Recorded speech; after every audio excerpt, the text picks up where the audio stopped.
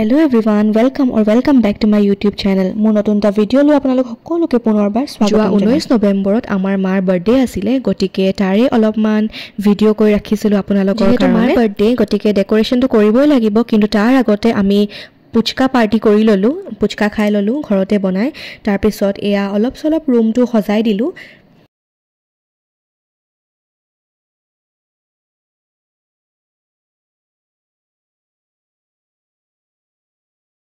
এই দুটা হৈছে মাৰ বাৰ্থডে কেক গিটা কেনেকুৱা লাগিছে জনাব কমেন্টত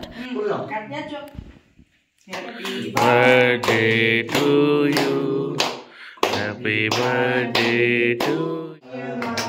Happy birthday to you. Ini aku gak boleh. Dua. Dia khai loko jabo.